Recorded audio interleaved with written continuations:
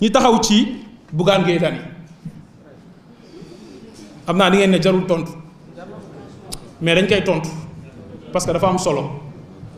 parce que yàlla moo wax walaw laa dafa'ullaahi naasa ba'dahum bi ba'din lahuddimat sawaami' bu taxul woon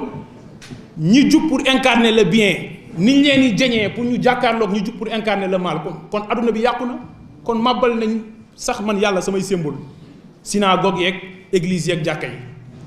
kon il faut que mu am ñu taxaw tontu leen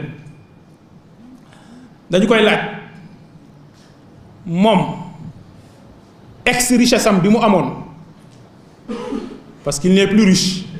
et jàpp na ne richesse mooy seul mbir bu mu war a targué woo man entrepreneur laa man am naa xaalis ñii mënuñu am xaalis ay juuti maan nañ fan la ko jëlee te c'était une richesse rapide bu gaaw boo xam ne fat mu am xaalis fortune boo xam ne elle est injustifiée et dina am lu ciy feeñ ci fan yu ñëw c'est extrêmement important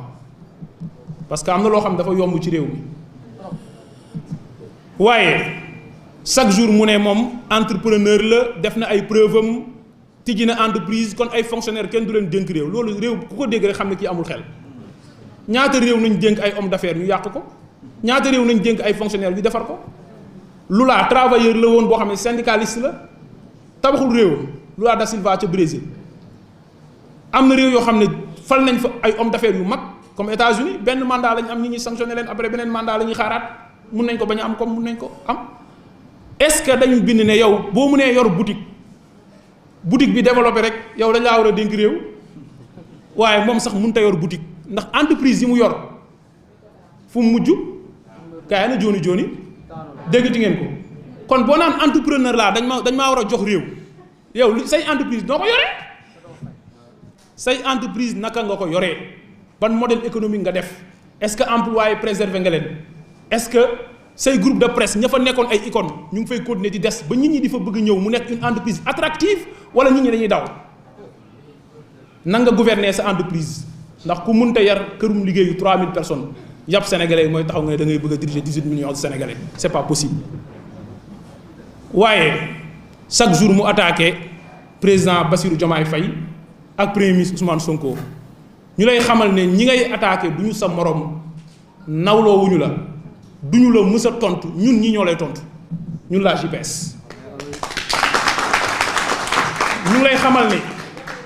lay xamal ni lii caractériser acteur politique mooy nga am poids politique yow mënoo yàpp Pastef te ñemewoo yàpp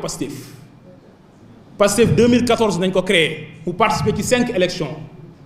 en 2017 3 ans après la création de Pastef dugg assemblée nationale am 37 000 voix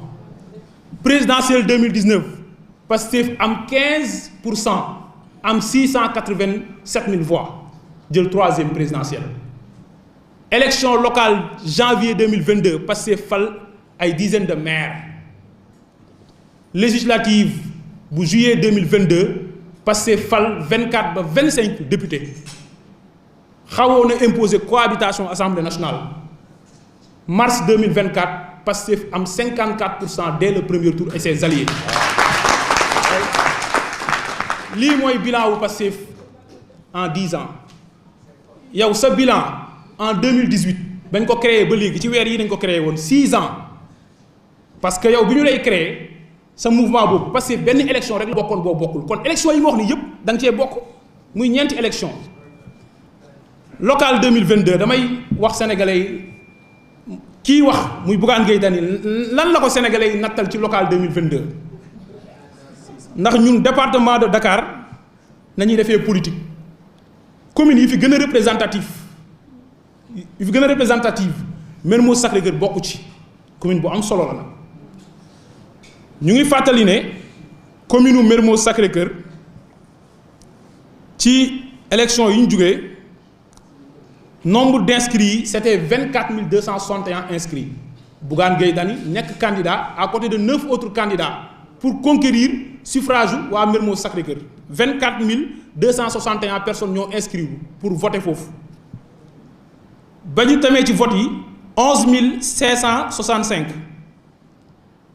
waaye ñi nga xam ne ñooy nombre de suffrages valablement exprimés 11 678 la ci li ñu wax xam ngeen ñaata voix la Bougane am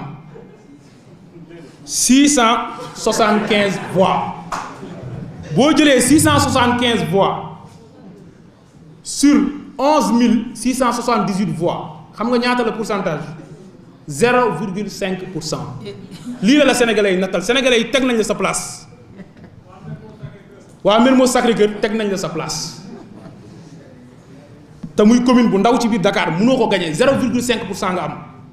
sur les 9 candidats yow 6e nga jël Benno ñoo la raw Yewwi ñoo la raw parti socialiste amoon nañ liste ñoo la raw gox yu bees ñoo la raw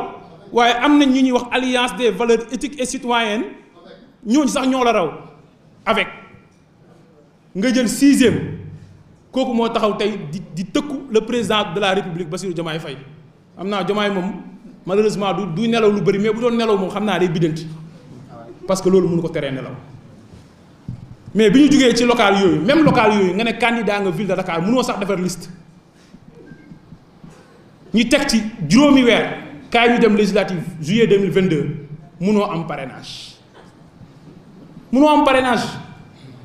ay coalition yu mel ni buntu bi ma leen di saluer au passage am nañ parrainage yow mënoo am parrainage législative 2022 amoo parrainage ñu jëm présidentielle 2024 mënoo am parrainage waaye yéen kii ban poids politique la am lu dul yor benn groupe de presse am bu xëyee suba ba ngoon ñu koy xalamal muy wax di fëgg dënn te fu jongante ñëwee bu dee parrainage la du am mais alhamdulilah ren amul parrainage léegi nañu dem ba xool ba xam est-ce que dina mën a jàllee plus fort reste bu dee tête de liste nationale la bu dee am na fit sax mu ñëw département Dakar mu ñëw xëccoo liste départementale bu Dakar pour nekk tête de liste ci liste boo xam ne da ciy bokk. Bougane Gueye Dany les Sénégalais t'ont remis à ta place depuis 2018 yaa ngi activé wu ci champ politique bi élection lay tax nga participer Sénégalais yi sax dañ la présélectionné wul pour nga nekk candidat yi nga xam ne amul présélection soo demee c'est yow li ñu lay natt yow personnellement mooy yow sa poids au Sénégal 675 voix la am te man leer na ma ne wàññeeku na loolu mooy sa poids politique il est temps qu'on se respecte. suba ba ngoon stratégie bi mu jël mooy am na ñu ko xelal ndeysaan am Sénégal jëriñ ñoo xam ne dañ lay induire en erreur ne la Ousmane Sonko li mu am li ko may yëpp mooy ni mu doon attaqué Macky Sall dafa am courage kon yow il faut nga attaqué Macky Sall di dóor Sonko ci bu baax parce que loolu mooy tax sénégalais yi déglu la waaye ñi fàttali ko nag ne da ngaa amnésique rek Pastef 2014 ba 2021 xam nga la moo ko caractérisé. Opposition argumentée et documentée lépp ci xam-xam nañ ko doon teg mooy parti bi ëpp cadre Sénégal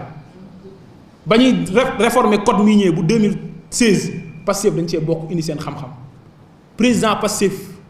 nekkul fi di coo rek dafa bind livre pétrole et gaz au Sénégal chronique d'une spoliation 256 pages man livre boobu laa njëkk a lire moo ma passionné ba man ma dem def master en droit des énergies et des mines parti boobu noonu. ñooñu noonu lañu opposé woo ba Macky Sall dem ba mer parce que mënu leen topp moom ak régime am si débat wu idée yàgg na leen woo ci débat ci plateau ndax ku jàkkaarloog moom plateau mu effacé ñu fekk na ko si terrain wu songu ko ci ay mœurs ak jug pour éliminer ko comme un adversaire politique jaar par la justice loolu moo tax Pastef jug nag taxaw woote résistance kon résistance su Pastef ak résistance su Ousmane Sonko du résistance su Bougane Gueye Dany de il faut mu leer résistance yi du benn ci contexte waaye résistance yi du benn ci façon def sa point de presse di nga ma rey mbaa ma rey la non Ousmane Sonko ba muy taxaw naan di nga ma rey mbaa ma rey la dafa woote Kër Massar ñoom jëy pro génn ay milliers de sénégalais fekk si ko te joxuñ kenn 100 francs yow wooteel suba théâtre national Daniel Sorano ñu xool ñaata ñoo lay fekk si wooteel suba foyer bu Grand Yoff ñu xool ñaata nit ñoo lay fekk si kon résistance président Ousmane Sonko bokkul ak résistance su Bougane Gueye Dany Ousmane Sonko n'est pas et ne sera jamais ton alter ego il faut loolu leer pour ku ne xam kan mooy sa morom di wax nag ne am na ci loo xam ne jàpp na ne stratégie la parce que wax ji bu bëri bi yëpp ak virulence bi yëpp parce que am na lu mu jàpp ne moom lañ koy reprocher sur des faits mu ne kaay leen ngeen tëj ma ci wax pour ma victimiser wu Bougane Gueye Dany man maa lay laaj lan nga wax ba bañ ku la tëj ci jëf lan nga jëf ba bañ ku la tëj ci wax ba bëgg ku la tëj ci wax lan nga def sur des faits yu ñu lay reproché ba bëgg ku la tëjee wax mais bu ñu la waree tëjee jëf nañ lay tëjee kenn du la tëjee wax man maa la wax loolu c'est extrêmement important li may wax moom xam na ko kon nag yamal sa place nga liggéey ba mën a am parrainage entreprise yi nga yor wala alal bi nga amoon ndeysaan parce que buy wax da ngay ni sentir ne en lay waxee moo tax psychanalyste yi dañu war a xool nit ki est-ce que feebarul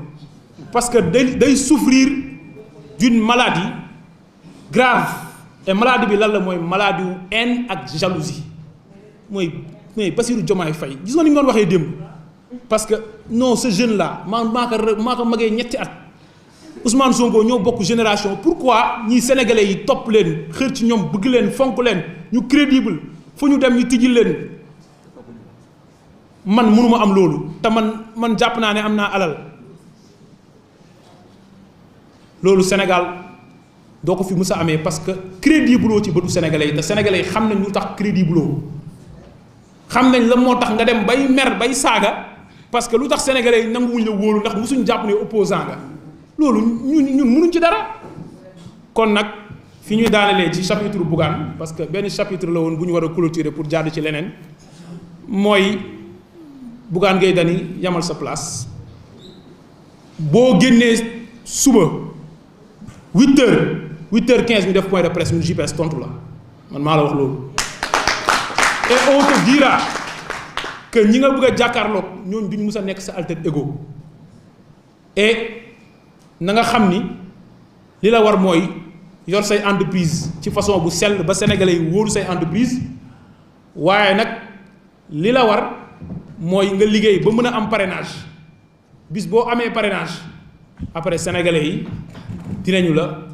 mën a bàyyi xel nga war a am voix au chapitre parce que nag démocratie c'est la loi de la majorité yow mënoo jàll parrainage nga bëgg a am voix au chapitre mais même dans les sociétés africaines traditionnelles balaa ngay mën a wax nga mën a am xam-xam mais nit koo xam ne buy wax dafa doyadi il est d'une vacuité intellectuelle extraordinaire il est nul il faut le dire du xeebel mais waa ji dafa cuune ndax mënu la aligner benn idée boo xam ne ça tient ci kanamu benn esprit mais bopp bi moo rangé wul ngeen baal ma ci wax ci non c'est ça parce que bopp bi moo rangé wul mun ta wax ñaari argument yu dëgër munoo def calcul sax bu jaar yoon 1 + 1 xamoo ne égal 2 après nga bëgg a taxaw nga ne yow yaay jàmmarloog régime bii nga xam ne booy énarque yi taxaw yi non man yërëm naa la kon nag yamal sa place li ma gën a yéem nag ci li mu wax démb mooy quand il dit que Macky Sall moom laa mere parce que moo ñu jàllax booy yi nga xam ne munuñu kon moom ñun Macky Sall moo ñu fal parce que ñun Macky Sall ñaar lañ mun terewee falu wala bi ci jiitu mooy Macky Sall xeexoon ak ñun ba duñ bokk ci élection yi loolu la jéemoon mais mujj ko am parce que xañ na ko président Ousmane Sonko Bassirou Diomaye Faye nekk candidat kon dafa bëgg ne Macky Sall dafa waroon def tout ba ñun duñ nekk candidat par une élimination judiciaire ou politique kii est-ce que démocrate la wala Macky Sall kon jour élection yi dafa waroon def tout pour ñun bu ñu gagné mooy lan dëpp le suffrage populaire parce que ñaar yi moo fi am Macky Sall bu ñu mënul tere nekk candidat